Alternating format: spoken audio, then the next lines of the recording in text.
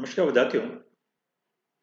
आज के इस वीडियो में हम लोग क्रिटिकल कांस्टेंट्स टीसी, पीसी और वीसी इनकी गणना करेंगे वंडर वॉल्स कांस्टेंट के पदों में।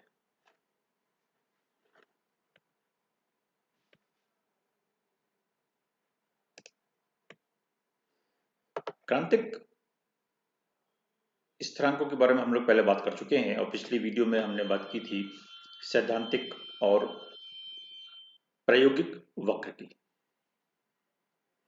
और उसमें देखा था कि वंडर वॉल्स समीकरण का जब हम प्रयोग करते हैं तब एक प्रेशर के मान के लिए आयतन के 3 मान निकल कर आते हैं, और इसी कारण हमको वंडर वॉल्स के आइसोथर्म में एक लहरदार पोर्शन मिलता है जिसमें एक मिनिमा और एक मैक्सिमा देखने को मिलता है।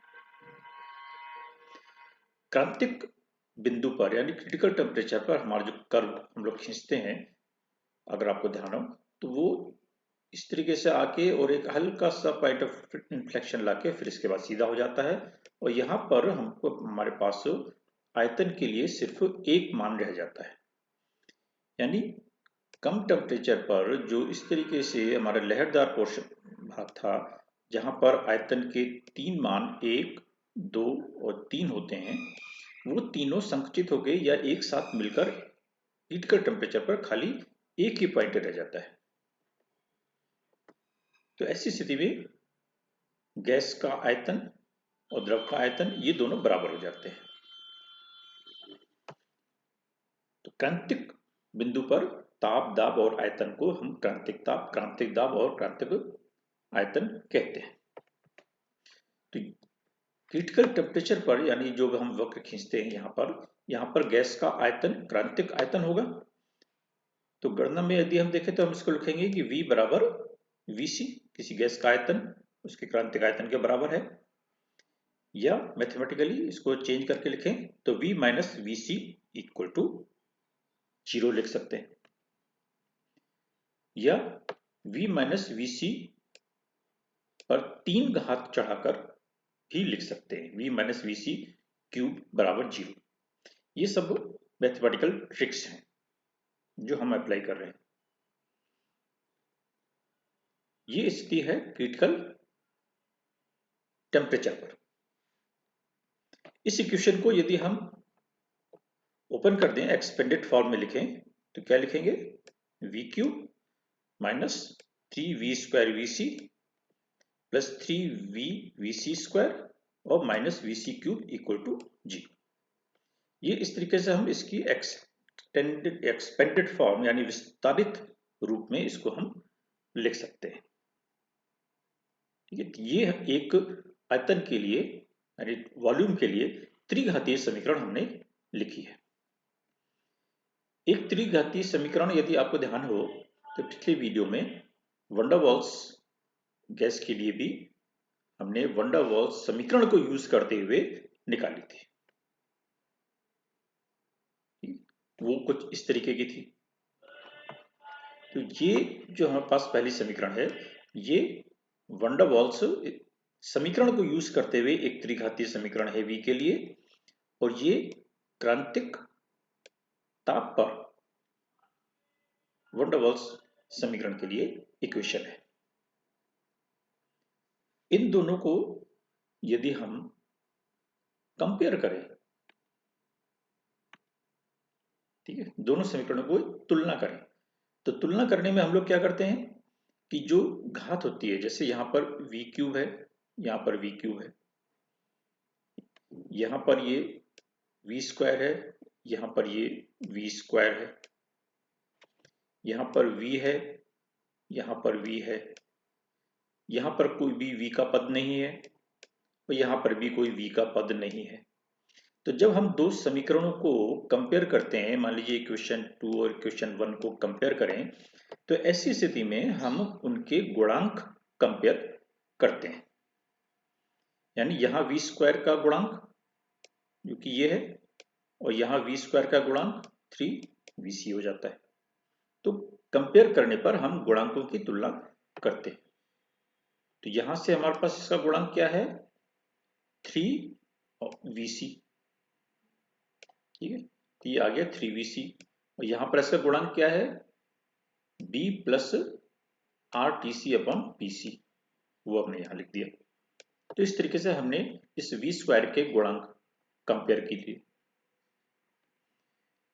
इसी तरीके से आप V का लिखें तो यहाँ पर गुणांक कितना है, A अपॉन PC, ठीक है, वो हमने लिख दिया A अपॉन PC।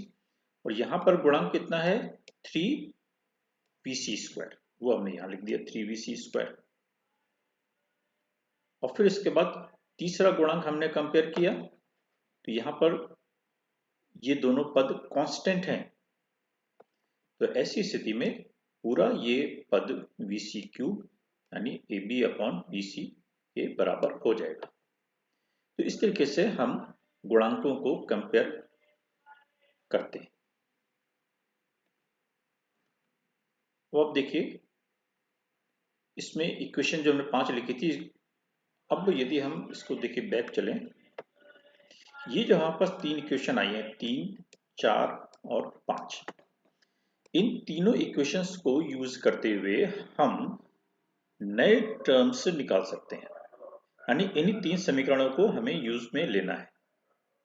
और किस तरीके से TC, PC और VC की गणना इन तीनों समीकरण से कर सकते हैं, इन तीनों इक्वेशंस को आप पहले लिख लीजिए। अब इसमें इक्वेशन 5 को इक्वेशन 4 से यदि हम डिवाइड करते हैं तो ये हमारे पास बनता है VC cube divided by 3VC square बराबर AB upon PC upon A upon PC।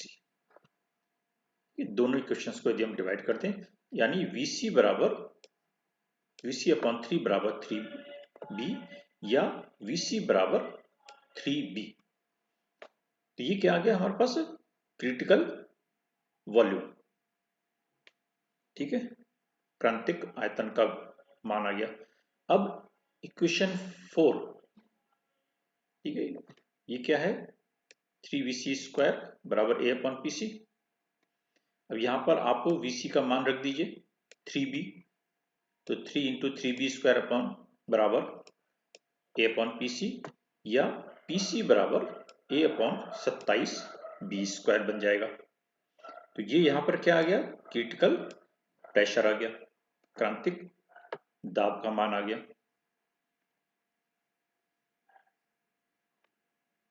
अब इक्वेशन नंबर 3, 3VC बराबर B plus RTC upon PC, ये इक्वेशन नंबर 3 पिछले स्लाइड में हमने लिखी है।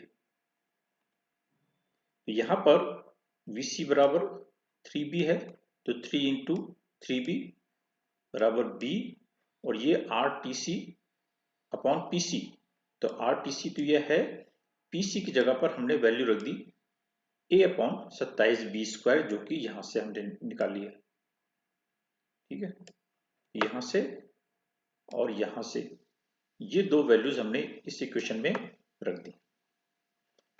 और फिर इसके बाद यदि आप इसको हल करें तब क्या आएगा, TC बराबर 8A अपॉन 27 RB, यानी ये क्रिटिकल टेम्परेचर के लिए इसका मान आ जाएगा। तो इस तरीके से तीनों इक्वेशंस को यूज करके 3, 4 और 5 आपस में हम इनको डिवाइड करके या वैल्यूज रखकर तीनों क्रिटिकल कांस्टेंट TC, PC और VC इनके मानों की गणना कर सकते हैं। और यहां पर आप देखिए तो इसमें सिर्फ A, B और R, ये तीनों ही मान हमारे पास से देखने को मिलते हैं, ठीक है। A और B ये वन डेर वाल्स स्थिरांक है, किसी भी गैस के लिए स्थिर है, अलग अलग गैसों के लिए अलग अलग है, और R यूनिवर्सल गैस कांस्टेंट है जो कि सभी गैसों के लिए स्थिर है। तो ये A, B और R ये तीनों कांस्टेंट हैं। ऐसी स्थिति में TC, PC और VC ये मान भी किसी गैस के लिए स्थिरांक बन जाते हैं। A और B का मान अलग अलग गैसों के लिए अलग अलग हैं, इसलिए TC, PC और VC यानी क्रांतिक स्थिरांकों के मान भी अलग अलग गैसों के लिए अलग अलग होंगे। लेकिन किसी एक गैस के लिए फिक्स होंगे।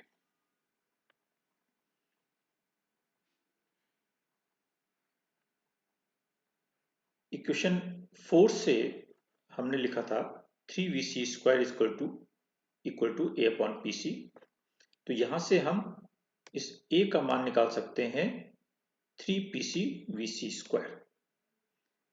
यानी पहले हमने क्रिटिकल कांस्टेंट निकाले हैं वैन डर वाल्स स्थिरांक के पदों में, और उसी तरीके से हम चेंज करके वैन डर वाल्स स्थिरांक के मान भी क्रिटिकल कांस्टेंट के पदों में निकाल सकते हैं उन्हीं इक्वेशंस को यूज करके।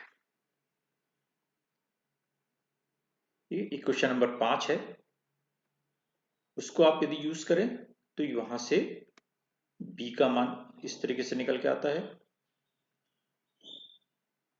A की वैल्यू आप यहां पर रख दीजिए तो ये निकल के आ जाता है Vc/3 या B equal to Vc/3।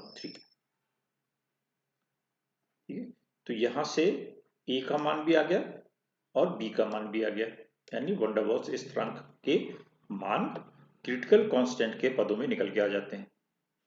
R की यदि हम कैलकुलेशन करें गैस कांस्टेंट की, तो हम इक्वेशन 8 यूज करेंगे। TC equal to 8A/27RB। ठीक है, तो R बराबर 8A/27B TC हो जाएगा। तो यहां पर A का मान आप रख दीजिए 3PCVc² और B का मान रख दीजिए Vc/3। तो A और B के मान यदि हम इस इक्वेशन में रख दें तो हमारे पास ये इक्वेशन आ जाती है 8/3 PCVc/TC। तो ये वैल्यू R के लिए निकल के आ जाती है, यानी गैस कांस्टेंट के लिए निकल के है किसके पदों में, क्रिटिकल कांस्टेंट के पदों में। इसी इक्वेशन को जो हमने निकाला है इसको थोड़ा सा चेंज करके भी लिख सकते हैं। R बराबर 8/3 PCVc/TC निकाला है, इसको हम PCVc/RTC के पद में यदि हम लिखें, अर्थात इस R को तो नीचे ले आए और इस 3 को इधर ले जाएं और 8 को नीचे ले आए, तो ये क्या हो जाएगा, 3/8 हो जाएगा। तो इस इक्वेशन को हम थोड़ा सा मॉडिफाई करके PCVc/RTC इक्वल टू 3/8 भी लिख सकते हैं, और ये क्या कहलाएगा, क्रिटिकल कंप्रेसिबिलिटी फैक्टर, क्रांतिक संपीड्यता गुणांक। संपीड्यता गुणांक के बारे में हम पहले बात कर चुके हैं, P/V/RT। ये आदर्श गैसों के लिए हमने संपीड्यता गुणांक बात की थी।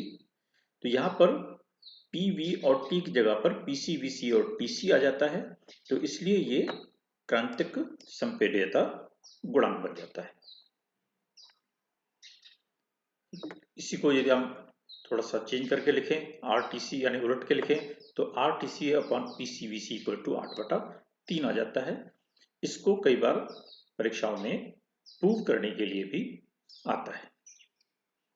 सिद्ध कीजिए क्रांतिक संपीड्यता गुणांक या PCVc/RTC इक्वल टू 3/8, या उलट के अगर पूछ लें तो 8/3। अब दो टेम्परेचर की हम बात करें, एक TB यानी बॉयल टेम्परेचर और एक यहाँ पर हमने बात की है TC। इन दोनों के बीच में भी आपस में संबंध है। क्या संबंध है, TB हम पहले बात कर चुके हैं, TB इक्वल टू A/RB है, और TC कितना है, 8A/27RB, ये हमने अभी निकाला है। तो ये दोनों चीजें हमारे पास, या दो रिलेशंस हमारे पास पहले से मौजूद हैं।